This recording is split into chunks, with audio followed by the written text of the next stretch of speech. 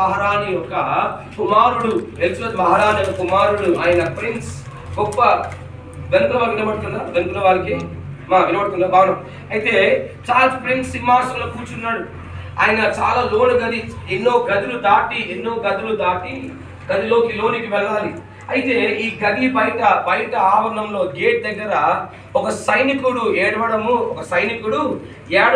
ఒక చిన్న కుమారుడు ఏం చేశాడంట, కనిపెట్టాను. ఎందుకయ్యా ఏడుస్తున్నావు అంటే ఆయన అన్నాడంట, లోపల ఉన్న ప్రిన్స్ని కలలేకపోతున్నాను. ఆయన బయటికి వస్తాడేమో, బయటికి వస్తే ఆయనతో మాట్లాడదాం అనుకున్నాను కానీ ఆయన కలవలేకపోతున్నాను, ఆయన చూడలేకపోతున్నాను అని వేదన పడుతుంటే ఆ చిన్న కుమారుడు అంట, అవునయ్యా, మన ప్రిన్స్ని కలవడం అంత సులువు కాదు, ఈ రాజకుమారుని కలవడం అంత సులువు కాదు అని చెప్పిన తర్వాత ఆయన ఏడుపును చూడలేక ఆ చిన్న కుమారుడు ఏం చేస్తాడంట, ఆ సైనికులను చేత పట్టుకొని గదిలోకి, భవనంలోకి, సింహాసనంలోకి తీసుకుని వెళ్తున్నాడు. సింహాసనం తీసుకుని వెళ్తుంటే ముందు వరుసలో ఉన్న సైనికులు ఎవరేం ఆపట్లేరు. 2 వరుసలో సైనికులు వాళ్ళు కూడా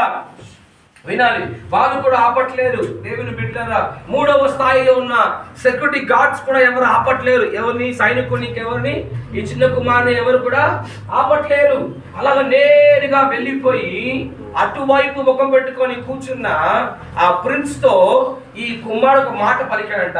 ఏం పలికాడంటే, ఫాదర్, డాడీ, నిన్ను చూడడానికి ఒక వ్యక్తిని తీసుకొని వచ్చాను, నిన్ను చూడడానికి ఒక సైనికుని తీసుకొని వచ్చాను, నిన్ను చూడడానికి వెలప్పలో ఉన్న ఒక వ్యక్తిని నీ దగ్గరికి తీసుకొని వచ్చాననే చార్ల్స్ ప్రిన్స్ తిరగనే ఈ సైనికునికి మతిపోయిందంట. ఈ చిన్న బాబు ఎవరు తెలుసా? చార్ల్స్ ప్రిన్స్ ఒక కుమారుడు.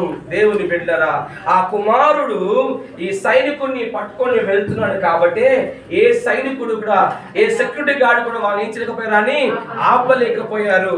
యేసు ప్రభు సిలువను మహా ఆనందంగా ఎందుకు దాన్ని సహించాడు అంటే, దీని కొరకే నిన్ను నన్ను చేత పట్టుకొని తండ్రి సింహాసనం దగ్గర తీసుకొని వెళ్ళి, అయ్యా తండ్రి, ఇదిగో ఈ కుమారుని నీ సమీపానికి తెచ్చాను, ఈ కుమార్తెని నీ సమీపానికి తెచ్చాను, ఈ సంఘాన్ని నీ దగ్గరికి తెచ్చాను అని చెప్పడానికే ఒక అవకాశం నాకు కలగాలంటే, ఆ అర్హత నాకు కలగాలి అంటే ఈ సిలువ మరణాన్ని ఆనందంగా నేను సహించాలి, ఈ సిలువను ఆనందంగా నేను భరించాలి. దేవుని నామానికి మహిమ కలుగును గాక.